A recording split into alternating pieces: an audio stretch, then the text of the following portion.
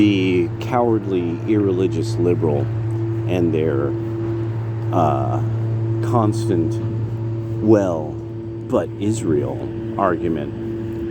And there's something I just wanted to touch on with this, is that there's really something that always goes unsaid, completely and totally, and never without fail, it goes unsaid. What the hell? Okay, gaming chair. That just totally threw me off. You just see this like pink thing out of the side of the corner of the eye. Okay, so the irreligious liberals, the irreligious left, they like doing something in all of these debates that can no longer be allowed. And all Jews and Christians who are in these online debates about Israel have to take this on almost immediately. Because it is very much the same thing as dealing with like Hegelian dialectic kind of people, Marxists, people who are generally socialists, that they're agreeing to a different, they're starting the debate from a different history book. And that they're always like, oh no, everybody was carrying share bearers before the invention of apparently money or something. In some way, everybody carrying share bearers is always going to be how things should. That's always going to be the solution. Now, who that arbiter is, well, that's where all of their ideas become worthless, because it's the endless committee on who will decide who grows the wheat, who bakes the bread, and then who eats the bread. And endless committee meetings on this. And it's because it's fundamentally effeminate, it's fundamentally childish, it's treating life like it's some kind of like kids game, rather than the very high adult level of thinking of that is market economics.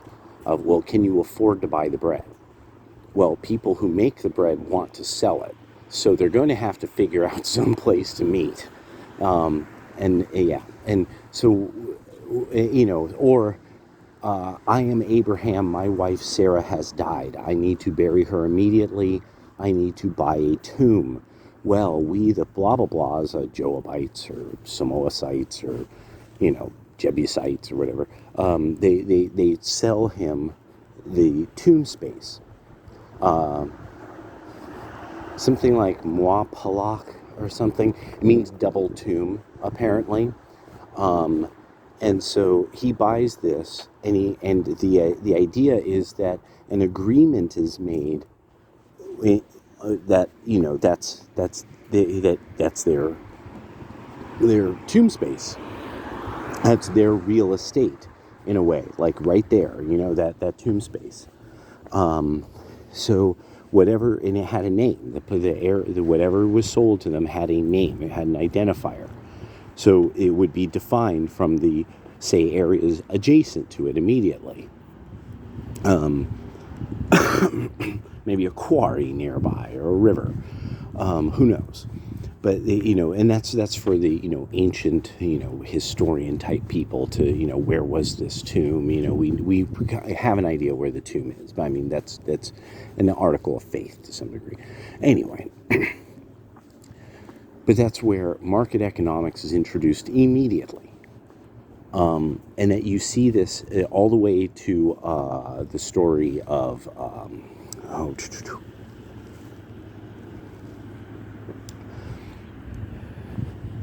Esau and Jacob. Jacob had to, breeding of animals was a concept. Breeding traits was a concept that comes up in it. The price for a bride comes up, and he has to buy both daughters from the man. The idea that once you're in a family, you belong to them and you can't leave, and in this case he brings all of his stuff back to his ancestral homeland, and that this causes him to be pursued and fought by her brothers. So all of these are concepts that later, we just think we have words for these. We have terms, for types of marriage, types of property rights, various things like that. We have all kinds of terminology for that. So people who've dismissed this ancient work, they also then have to dismiss other ancient works that they're usually not familiar with. So usually critics, there's this statement of, religion and, religion, blah, blah, blah, and it's just a general criticism of religion that people will then base a lot of Middle Eastern politics on. And so it gets down to this is, no, you're dealing with something similar to a Marxist. They have a different history book. So the Jews, Christians, and Muslims all have a different history book in a way. The Quran is the Muslim Bible. They don't have a book of Kings. They don't have Psalms. None of those exist. There's no Proverbs. There's no Genesis. None of that's. There's no books of those. There's no Mark, Luke, John of the New Testament. There's no Deuteronomy. None of that's there. And I mean, it makes sense, but for some strange reason, over recent time, everybody's acting like that doesn't matter. Nobody, and also to the point that it's a little like even people who are then Muslim people, that they want to be understood uniquely in that regard. Well, you do know nobody knows that the Quran is your Bible, not the Bible. It's your Bible. And the stories in it are uniquely your stories. They're not the stories that the Jews and Christians know, because they share those stories. You have your own, and which is what it is. I mean, okay, as it is, not any more or less than that. It just is what it is. But at some point, this is going to actually be very bad for a lot of people when you need somebody to understand where you're coming from, but you've never told them anything about, we have what our book says. You never told them that. You've made sure people don't know what your book says. Hey, cat. We got a cat. Oh? Meow? Let's see. I don't think you trust me. He's like slowly circling around me. No, okay, he doesn't trust me. He's like, I don't really know you. And so, there's the idea of the way that people saw a series of events is very, very different. And then you have what this is, where this is, no, we have a book that says all of you guys are wrong, who we supposedly share some kind of tradition with, and that you changed your holy scriptures so specifically to be just so that you could just be wrong, and do the wrong thing. That's a key aspect of how the moral tier in Islam is with Jews and Christians. Jews and Christians went and changed everything, and da-da-da-da-da. And that's why, you see, the Quran, Muhammad said it to this person, and these people wrote it all down. And it's been that way forever. And then big part, nobody, you can't, and it's one of the first things you have to nail them on. By the way, you know the Quran is flawless, correct? And they go, yes, indeed. He goes, because there's a copy of it in heaven, correct? And that's where you just pause. You just pause for a moment and you let them mull over, do I want to confirm this idea that is a central tenet of that faith? Because there's some things that when you ask them and they have to, they're going to have to either say that the really bad thing, well, I don't agree with a lot of these scholars who have hordes of violent followers. Tesla alert. Cybertruck in the house.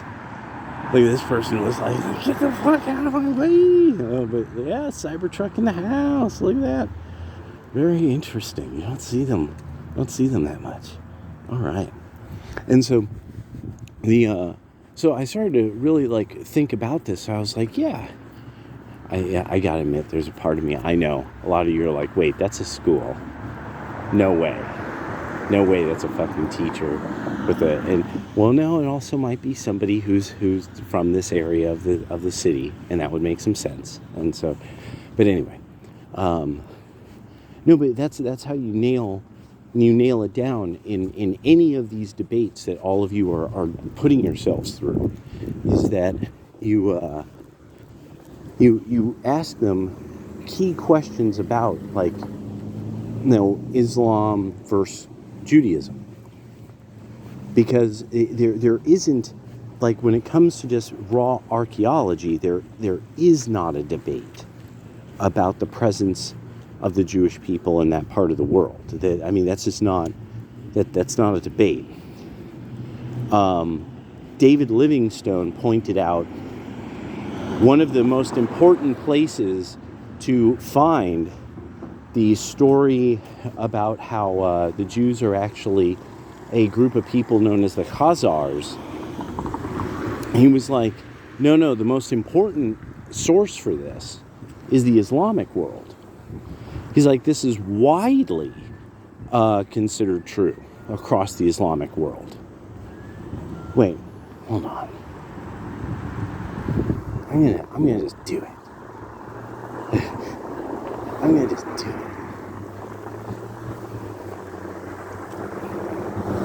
Dang, there's somebody there. It's like literally somebody right by the fence. Why? Why are you right there? I just want to take the walkway. There's no problem with the walkway. There's probably some danger or something. I don't care. I just want to walk over there. I just don't want to have them go, hey, don't you see the sign? And also, I got to get up to something. I got to do my laundry. And I got to arrange things. But this is really a central tenet of Islam that you have to nail them down on. Okay, isn't so there is literally a thing called the Koran, and it's in heaven, and it there's a copy of it there that is just like what any mosque and every mosque has in Arabic. And so then they say yes, and you go, and so the mosques in Morocco, when they're reciting from the Quran, it's the exact same as the one in Indonesia, both in Arabic. And then you'll see, that's when you test who are you dealing with. Because if they don't know what they're talking about, they'll be like, yes, it's the same everywhere, blah, blah, blah, unlike, and they'll go into the attack. People who know what you're trying to do, because they know the answer, and they don't like the answer, they'll have some kind of pause. Maybe there's some way they'll kind of obfuscate a little, because no, the Arabic Quran in Morocco and the Arabic Quran in Indonesia are different. There's substantive differences. They're supposed to be the exact same book. All over the Islamic world, Qurans have various errors, and they read differently. So this is now one of these things that people have to start getting this idea of the Islamic world is not one dealing with their own issues so bad that they are the source of most of the violence against them. But then beyond that, they are trying to argue from certain like kind of realms of theology, realms of certain kinds of like scholarly heights of written records. But when you end up finding out about it, well, they try not to disclose to you much about those written records because, one, a lack of literacy in those written records within that part of the world. Most people don't read the Quran who are Muslims. This is admitted over and over and over and over and over again. In fact, converts to Christianity from Islam often talk about how they were kind of shocked at how well almost like lots and lots and lots of Christians they met could cite lines from the Bible and line and verse kind of people and stuff like that. So with literacy in that book being considered extremely valuable amongst both Jews and Christians, this fundamental cultural difference in these kind of two religious bodies, or these three religious bodies, it speaks volumes and tells you a lot about why. Like, well, so that might be kind of why things are the way they are where you live, and now the other part of this is that this is really bad for Islam, because what this really means is there's people who are arguing supposedly on your side. They're supposedly like on your team. Yet they can't know really that much about your religion. I mean, if there's only so much the average American or Muslim in the Western world really knows about their religion, there's only such a level of literacy. I'm betting Hassan Piker has no idea what the Quran says. I would be surprised if he actually even has a copy in English. And I'm dead serious about that. Does he even have a copy in English? I do. I think I have two copies. Two different ones. I think I have the Huffs and another one that's some more contemporary American one. But I just wanted to bring that forward as something, because it was like, for what I was saying about, the decision that a lot of liberal Jews are going to have to make about, like, well, who are you going to side with now? Because there's only one side of this that is likely to understand, what your identifiers even mean in a way. But then with the Islamic world, nobody knows really what you think. Not really. Because you kind of know what would happen if you were to tell people what you really think, especially about people who are pagans. Yeah, that one I think would really kind of freak a lot of people out. This is how Islam believes you should deal with pagans. So, there we go. I'll talk to you guys soon.